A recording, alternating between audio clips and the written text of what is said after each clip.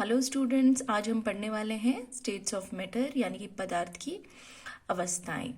बच्चों, पदार्थ की 3 अवस्थाएं होती हैं और ये अवस्थाएं क्यों होती हैं 3? ये अलग अलग अवस्थाओं का कारण होता है कि हर जो पदार्थ होता है वो किससे बना होता है? पार्टिकल्स से बना होता है। और पार्टिकल्स की अलग अलग विशेषताओं के कारण, उनके अलग अलग कैरेक्टरिस्टिक्स के कारण हमें 3 अवस्थाएं देखने को मिलती है पदार्थ की। पहली सॉलिड। जैसे सॉलिड में हम एक एग्जाम्पल ले सकते हैं, लकड़ी के ब्लॉक का ले सकते हैं, किसी लकड़ी की अलमारी का ले सकते हैं, लोहे की अलमारी का ले सकते हैं। ठीक है, इसका जो शेप होता है सॉलिड का डेफिनेट शेप होता है। क्यों होता है डेफिनेट शेप? क्योंकि ये जो पार्टिकल्स होते हैं वो बहुत पास पास होते हैं, चिपके हुए होते हैं, तो ये जो शेप होता है इनका एक सा होता है, डेफिनेट होता है। ठीक है। दूसरा, इनकी जो बाउंड्रीज होती हैं वो डिस्टिंक्ट होती हैं।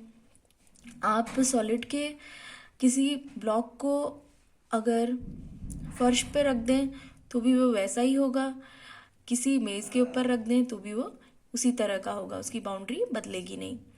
इसके बाद तीसरा पॉइंट हम पढ़ते हैं फिक्स्ड वॉल्यूम, यानी कि जो आयतन होता है वो सॉलिड्स का, ठोस का हमेशा एक सा ही रहता है, फिक्स होता है। चौथा पॉइंट नेग्लिजिबल कंप्रेसिबिलिटी। हम ठोस को नहीं दबा सकते, मतलब मुश्किल है इसको दबाना, जनरली हम नहीं दबा पाते। नेग्लिजिबल है इनकी कंप्रेसिबिलिटी। क्यों है? क्योंकि जो पार्टिकल्स हैं बहुत पास पास होते हैं, तो हम सॉलिड्स को, ठोस को नहीं दबा पाते। इसका अगला पॉइंट है रिजिड। रिजिड यानी कि ये अपना शेप नहीं बदलते। ठीक है, बहुत कठोर होते हैं, रिजिडिटी होती है इनमें, कठोरता होती है। इतने जिद्दी होते हैं सॉलिड कि फोर्स लगाने पे टूट तो जाएंगे लेकिन अपना शेप नहीं बदलते। अब चलिए देखते हैं लिक्विड को।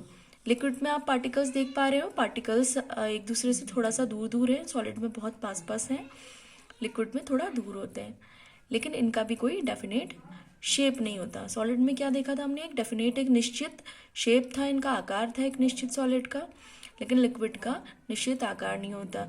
जैसे हम उदाहरण लें पानी, पानी को अगर हम ग्लास में डालेंगे तो ग्लास का आकार ले लेगी, है ना। हम टब में डालेंगे, टब का आकार ले लेगी। हम किसी बकेट में डालेंगे, बकेट का आकार ले लेगी।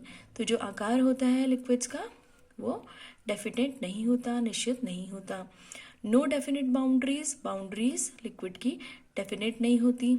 हम अगर ग्लास में रखेंगे तो उतनी बाउंड्रीज दिखाई देगा, जितना ग्लास की बाउंड्रीज है उतने में वाटर सिमट जाएगा। अगर हम उसको फर्श में डाल दें तो वो कहीं भी बहता रहेगा। तो इस तरह हम कह सकते हैं कि डेफिनेट बाउंड्रीज नहीं होती लिक्विड की, और वॉल्यूम लेकिन फिक्स्ड होता है। ठीक है, आयतन फिक्स्ड होता है। और क्योंकि पार्टिकल्स जो होते हैं वो थोड़े थोड़े दूर पे होते हैं, इनकी दूरी के कारण कंप्रेसिबिलिटी, कुछ हम दबाव लगा सकते हैं लिक्विड्स में। ठीक है, कंप्रेसिबल होते हैं ये, थोड़े से कंप्रेसिबल होते हैं।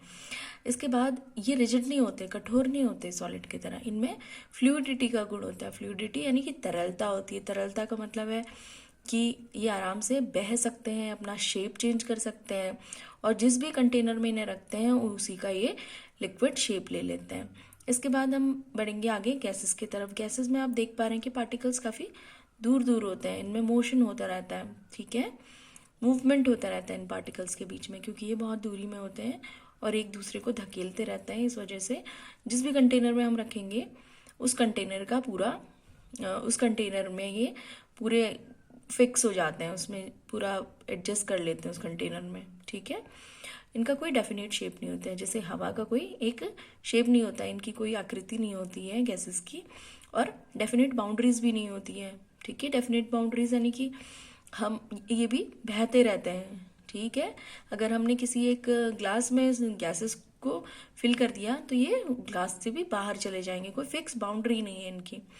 इसके बाद हम डेफिनेट वॉल्यूम की बात करें तो डेफिनेट वॉल्यूम भी नहीं है, निश्चित इनमें इनका आयतन भी नहीं है। अगर हम एक छोटे सिलेंडर में एलपीजी को भर दें तो वो कंप्रेस होके प्रेशर लगा के, अगर हमने प्रेशर लगाया, बहुत ज़्यादा दबाव डाला तो उसमें आ जाएगी, लेकिन अगर बड़े कंटेनर डालेंगे तो वहाँ उसमें आ जाएगी। तो इनका कोई आयतन निश्चित नहीं होता। जिस हम कंटेनर में रखते हैं उसके जैसा ये अपना आयतन बना लेते हैं, कोई निश्चित आयतन इनका नहीं होता।